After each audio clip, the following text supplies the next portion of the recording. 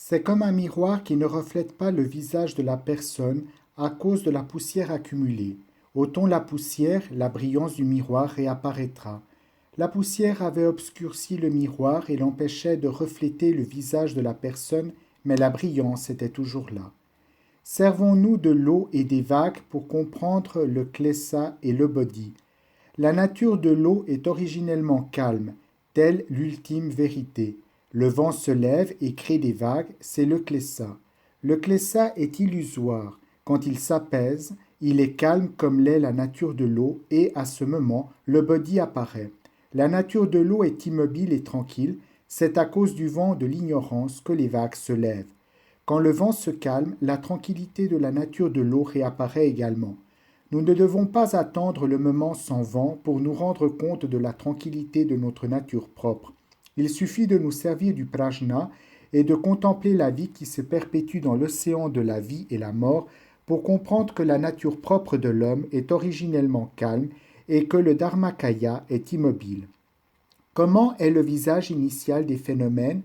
Comment est le visage initial de l'homme? Comment est le visage initial de la vie dans l'univers?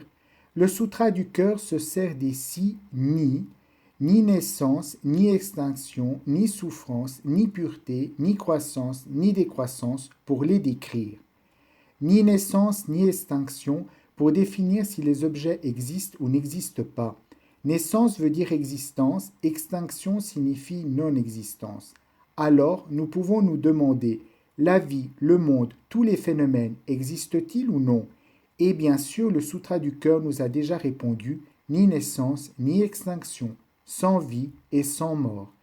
La nature de tous les phénomènes est-elle saine ou malsaine, pure ou souillée? Du point de vue de la qualité naturelle, elle n'est ni pure ni souillée. Ainsi, on ne peut se servir des termes souillure ou pureté pour qualifier les phénomènes.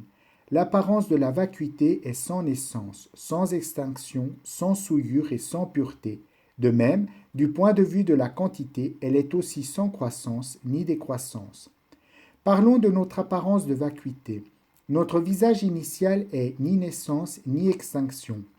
Par exemple, lors d'une naissance, les gens disent Félicitations, vous avez mis au monde un garçon. Quelqu'un meurt, on dit Comme c'est malheureux. Cette manière de se réjouir ou de s'attrister révèle l'obstination et l'ignorance de l'homme. Pourquoi meurt-on? Parce qu'on est né. C'est parce qu'on est né qu'on doit mourir un jour. Pourquoi convient-il d'attendre le moment de la mort pour être triste? La vie et la mort sont comme les lèvres et les dents, elles sont reliées l'une à l'autre. En réalité, la naissance n'est pas un commencement et la mort n'est pas non plus une fin. Le soleil se lève à l'est et peu de temps après, il se couche à l'ouest. On dit le soleil couchant est tellement beau, c'est dommage qu'il annonce le crépuscule. Nous pourrions croire que le soleil disparaît après son coucher, mais le lendemain il se lève de nouveau.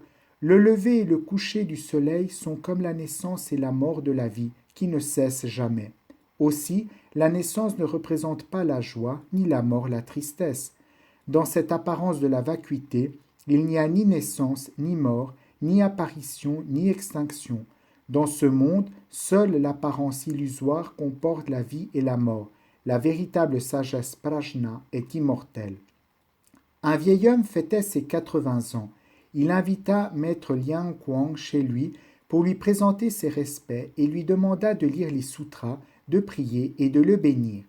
Maître Liang Kuang arriva à la maison et lui dit « Honorable vieillard, vous me demandez de venir pour lire les sutras, prier et vous bénir.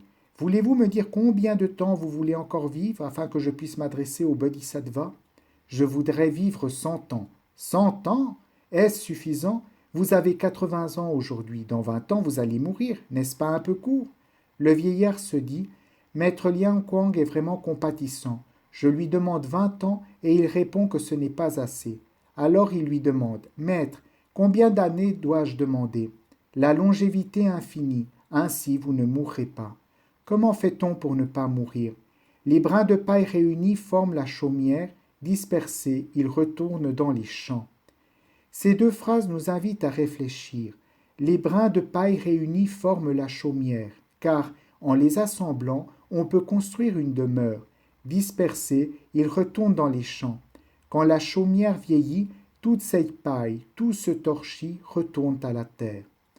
L'homme est un produit conditionné, c'est l'ensemble des conditions réunies qui créent son existence.